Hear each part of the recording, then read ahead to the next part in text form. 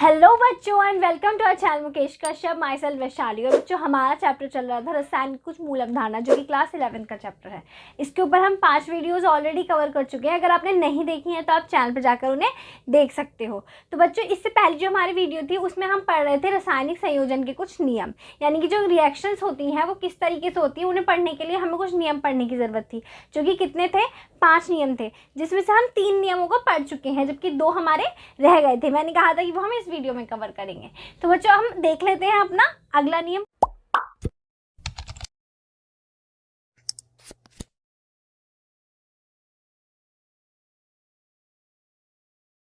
चौथा नियम है, और कौन सा है, गैसीय आयतन का नियम, जिसे किसने दिया था, गैलुसेक ने दिया था 1808 में। इसलिए बच्चों इसको हम क्या कहते हैं, गैलुसेक का नियम भी कहते हैं। तो अगर इस तरीके से आए तो अब कंफ्यूजन मत होना कि गैलुसेक का नियम या गैसीय आयतन का नियम, इसमें कोई कंफ्यूजन वाली बात नहीं होगी। ठीक है, तो बच्चों देखते हैं गैसीय आयतन का नियम आखिर होता क्या है।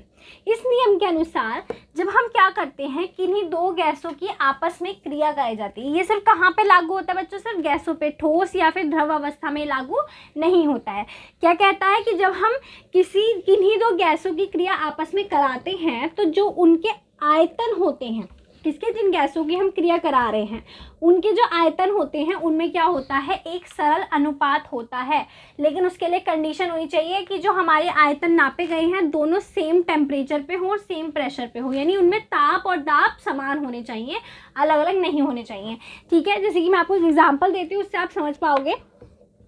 N2 + H2, ठीक है, हम जानते हैं N2 और H2 मिलके क्या बनाती है बच्चों, अमोनिया गैस बनाती है। ये रिएक्शन आपने 10th में पढ़ी होगी, बहुत फेमस रिएक्शन है, हैवर विधि की है। उसमें क्या होता है, उसमें यहाँ पे एक उत्प्रेरक का भी उपयोग होता है, लेकिन अभी मैं उत्प्रेरक का यूज़ नहीं कर रही हूँ, मैं सिर्फ आपको रिएक्शन दे रही हूँ क्योंकि एग्जाम्पल है।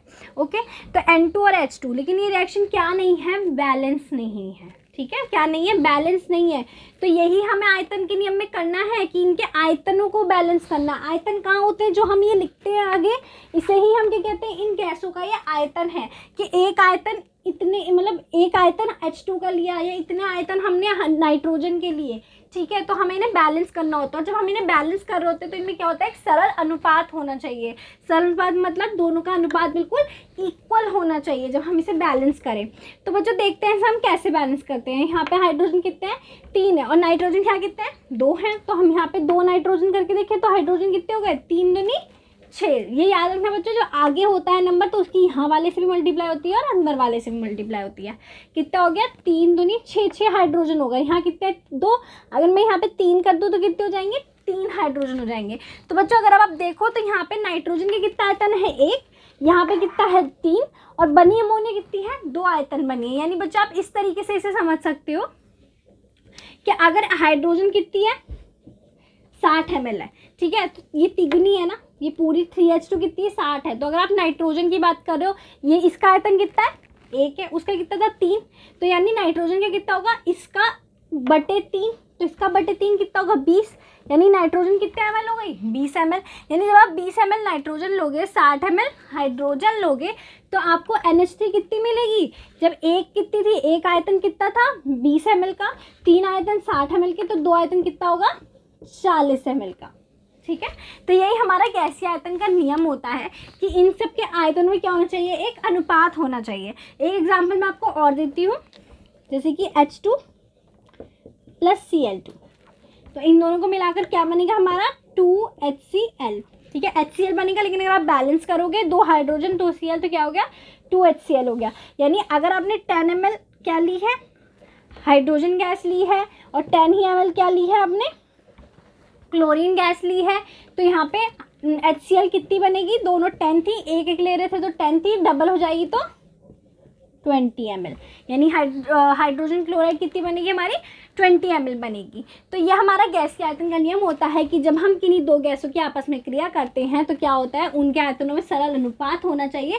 कब, जब उनमें ताप और दाब समान अवस्था में हो। ऐसा नहीं कि इस वाले को किसी और टेम्परेचर पर, इसको किसी और टेम्परेचर पर आपने लिया, दोनों के टेम्परेचर और साथ साथ दाब जो लग रहा है वो भी सेम होना चाहिए। तो अपने अगले नियम की तो बच्चों हम अपने अगले नियम की ओर बढ़ते हैं, जो कि हमारा 5वां नियम है, एवोगाड्रो का नियम, यानी लॉ ऑफ एवोगाड्रो, या फिर एवोगाड्रो संकल्पना करके आपको मिल सकता है, यानी एवोगाड्रो सिंथेसिस।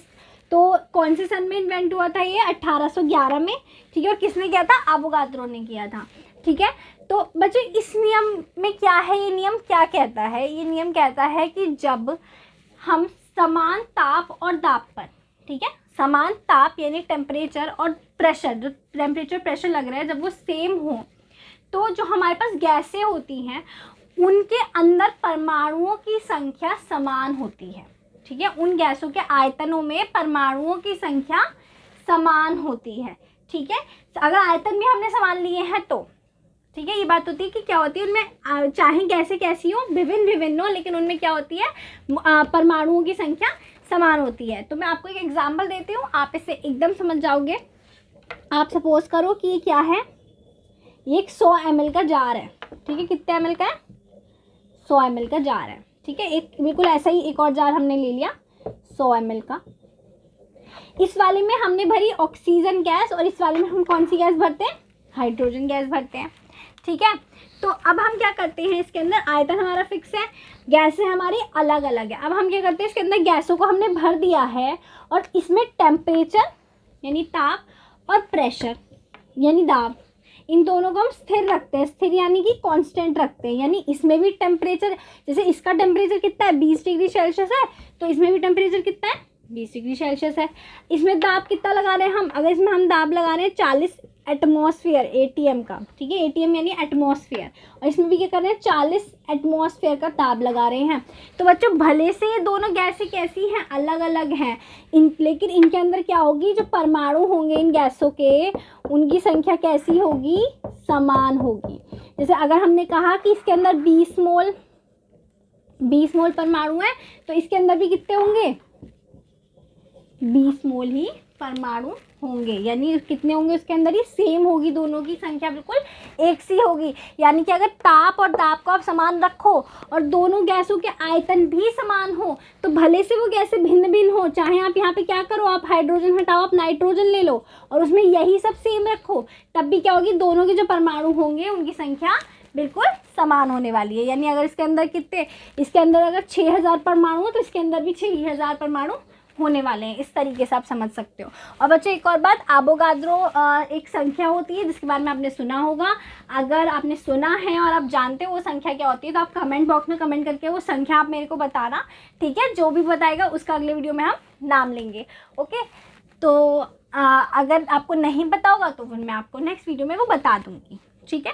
तो होप सो आपको ये नियम भी समझ में आ गया होगा। तो बच्चों ये थे हमारे रासायनिक संयोजन के कुछ नियम, ठीक है, जो हमने पढ़े और बहुत इंपॉर्टेंट थे हमारे लिए। लेकिन जैसे कि मैंने पहले बताया था कि ये सारे लॉज अब यूज़ नहीं होते हैं, क्योंकि इनकी जगह बहुत नई नई थ्योरीज आ गई हैं जो इन लॉज को फेल कर देती हैं, ठीक है बच्चों। और मैं एक बात और बता दूं कि अगर आपको इस वीडियो के नोट्स चाहिए तो हमारे व्हाट्सएप नंबर जो कि स्क्रीन पे दिया, आप उस पर कांटेक्ट करके हमसे नोट्स ले सकते हो, और सारे वीडियो से ले सकते हो, जो अभी प्रीवियस हैं और जो ये है आप सबके ले सकते हो, और आगे आने वाली के भी, ठीक है। तो बच्चों अब हम क्या पढ़ते हैं, अब हम एक बहुत इंपॉर्टेंट टॉपिक पढ़ना है जो है हमारा डाल्टन का परमाणु सिद्धांत, ठीक है। डाल्टन का परमाणु सिद्धांत बहुत इंपॉर्टेंट है यहाँ पे पढ़ने के लिए, क्योंकि डाल्टन पहले ऐसे वैज्ञानिक थे जिन्होंने इस क्षेत्र में, ठीक है, यानी परमाणुओं के, अणुओं के बारे में खोज शुरू कर दी थी, ठीक है। ये लॉ इनका बाद में गलत साबित हुआ, अब भी गलत है, क्योंकि इसमें कुछ चीज़ें ऐसी हैं जो बदल गई हैं, कुछ खोजें ऐसी हुई जो बाद में जिन्होंने इनके लॉज को फेल कर दिया। लेकिन फिर भी ये बहुत इंपॉर्टेंट है, क्यों, क्योंकि यहाँ से शुरुआत हुई। जब इन्होंने लॉ दिया तो लोगों ने इसे सुधारने की सोची, इसे आगे बढ़ाने की सोची, और इसके बारे में सोच विचार कर कर ही वो आगे बढ़ पाए और नई नई खोजें कर पाए। तो यानी कि बहुत मेन इम्पॉर्टेंट रोल है यहाँ पे किसका, डाल्टन का, परमाणुओं के खोज के बारे में, कि आखिर उनमें होता क्या है, वो कैसे बने होते हैं, इन सब चीज़ों के बारे में। तो ठीक है, हम इस लॉ को देख लेते हैं। ये मैंने यहाँ पे शॉर्ट पे लिखा है, आपको नोट्स में फुल्ली मिल जाएगा ये प्रॉपरली। यहाँ पे मैंने सिर्फ एक समझाने के मकसद से थोड़ा बहुत लिखा है, ठीक है। तो इसके बारे में हमें 5 पॉइंट्स है जो हमें इसके पढ़ने हैं। तो बच्चों हम पहले पॉइंट की बात करते हैं, क्या कि तत्व जो होते हैं वो अति सूक्ष्म अविभाज्य कणों से मिलकर बने होते हैं, जिन्हें परमाणु कहते हैं। यानी डाल्टन ने क्या कहा कि जो तत्व हैं हमारे पास वो अति सूक्ष्म और अविभाज्य, अति सूक्ष्म मतलब बहुत छोटे, ये बात बिल्कुल ठीक थी डाल्टन की, और अविभाज्य कणों से मिलकर बने होते हैं। अविभाज्य कण उस समय तक ये थे, लेकिन अब हम जानते हैं, आपने पढ़ा भी होगा कि परमाणु क्या है, अविभाज्य नहीं होता है, विभाज्य है। इलेक्ट्रॉन, प्रोटॉन, न्यूट्रॉन्स में वो तोड़ा जा सकता है, ठीक है। और भी उसके पार्ट्स हम कर सकते हैं, लेकिन उस समय तक ये थ्योरी जब दी थी तो सबको सही लग रही थी, क्योंकि उस समय हम इन्हें ब्रेक नहीं कर पाए थे। तो उन्होंने कहा कि जो तत्व है वो किससे बना है, अति सूक्ष्म और अविभाज्य कणों से मिलकर बना हुआ है, जिन्हें हम परमाणु कहते हैं। ये बात उनकी ठीक है कि ये परमाणु से मिलकर बना है, लेकिन परमाणुओं के लिए जो उन्होंने बात बोली थी, ये बात बाद में गलत सिद्ध हो गई थी। दूसरा पॉइंट हम देखते हैं, दूसरा क्या है, एक तत्व के परमाणु के गुण व आकार समान होते हैं, परंतु भिन्न तत्वों के परमाणु भिन्न भिन्न होते हैं। यानी इसका मतलब क्या है कि आपने कोई एक तत्व लिया, जैसे हम बात कर रहे हैं अगर हाइड्रोजन की, तो हाइड्रोजन के अंदर जितने परमाणु होंगे, इन्होंने कहा कि उन सबका आकार क्या होगा, सेम होगा, और उनके क्या होंगे, उनका जो गुण होंगे वो भी कैसे होंगे, सेम होंगे। यानी अगर हाइड्रोजन के बारे में पहले हम बात करते ही नहीं है, क्योंकि उसमें क्या होता है, एक ही परमाणु होता है। हम बात कर लेते हैं जैसे कि कार्बन के बारे में, कार्बन में 6 है, ठीक है, 6 हैं, परमाणु ज़्यादा हैं। तो हम क्या करते हैं, उसकी अगर हम बात करें तो कार्बन के जितने परमाणु, इन्होंने कहा उनका आकार भी सेम होगा, और क्या होगा, उनके जो गुण होंगे वो भी बिल्कुल सेम होंगे। लेकिन ये बात बाद में गलत सिद्ध हो गई। कब, जब हमने समस्थानिक और संभारिकों के बारे में पढ़ना शुरू किया, तो इनका ये लॉ यहाँ पे फेल हो गया था। लेकिन उन्होंने उस समय क्या बोला कि ऐसा होता है कि जो एक से तत्व होते हैं, उनके जो परमाणु होते हैं वो कैसे होते हैं, उनका आकार और गुण सेम होते हैं। लेकिन जो भिन्न भिन्न होते हैं, जो भिन्न परमाणु हैं, जैसे आपने एक कार्बन का लिया, एक नाइट्रोजन का लिया, तो क्या है, उनके आकार और उनके गुणों में बदलाव हो जाता है, ठीक है। इसका अगला पॉइंट भी यही है कि भिन्न तत्वों के जो परमाणु होते हैं उनके गुण भी भिन्न होते हैं, और उनका आकार भी क्या होता है, उनका आकार भी बिल्कुल चेंज होता है। ये बात किसने बोली थी, डाल्टन ने बोली, लेकिन बाद में इसमें भी फेलियर उन्हें मिला। लेकिन फिर भी ये बहुत बड़ी पहल थी उनकी, एक स्टार्ट करने की, एक दुनिया को क्या देने की, एक क्या कहते हैं उसे, कि बिल्कुल पॉइंट देने की, आप यहाँ से शुरू कर सकते हो, क्योंकि उनकी बहुत बड़ी खोज मानी गई है। इसके लिए उन्हें पुरस्कार भी मिला, ठीक है। और बच्चों अगला पॉइंट क्या है फिर, भिन्न तत्वों के, ये तो हमने कर लिया, परमाणु अविनाशी होते हैं, ठीक है। परमाणु कैसे होते हैं, अविनाशी होते हैं। अविनाशी मतलब उन्हें नष्ट नहीं किया जा सकता, किसी भी रासायनिक या भौतिक प्रक्रिया द्वारा हम उन्हें नष्ट नहीं कर सकते, और ना ही क्या कर सकते हैं, उन्हें उत्पन्न कर सकते हैं। बात किसने कही थी, डाल्टन ने कही कि ना तो उन्हें ख़त्म कर सकते हो, ना ही उत्पन्न कर सकते हो। अगला पॉइंट उन्होंने कहा कि परमाणु संयोग करके अणु बनाते हैं। बच्चों ये अणु वाली बात अब भी बिल्कुल फैक्टेबल है और सच है कि हाँ, परमाणु संयुक्त होकर अणु बनाते हैं। लेकिन जब उन्होंने बात बोली थी तो इसे अणु नाम नहीं दिया गया था। उन्होंने कहा कि परमाणु क्या होते हैं, संयुक्त होकर एक संयुक्त परमाणु बनाते हैं। संयुक्त परमाणु नाम दिया गया उसे, जिसे बाद में क्या कह दिया गया, अणु कह दिया गया। बाद में कहा गया कि वो क्या होते हैं, अणु होते हैं। लेकिन इनके कुछ लॉज ऐसे थे इनमें कि ये सब के सब क्या नहीं हो पाए, सक्सेसफुल नहीं हो पाए, और उन्हें क्या मिला, इनमें फेलियर्स मिले, ठीक है। लेकिन एक बहुत बड़ी पहल थी उनकी, और ये लॉ इसलिए बहुत इम्पॉर्टेंट है हमारे लिए पढ़ना। और मे बी आपको ये लॉ अच्छे से समझ में आ गया होगा, आपको नोट्स में बिल्कुल कम्प्लीटली मिल जाएगा, ठीक है बच्चों। तो इसके आगे का चैप्टर हम आगे कंटिन्यू करेंगे। अगर आपको वीडियो पसंद आई तो प्लीज़ वीडियो को लाइक करना, चैनल को सब्सक्राइब करना, अपने फ्रेंड्स के साथ शेयर करना, और नोट्स के लिए आप व्हाट्सएप नंबर पे कांटेक्ट कर सकते हो। आप घर पे रहो, सेफ रहो, be healthy. Thank you for watching, have a nice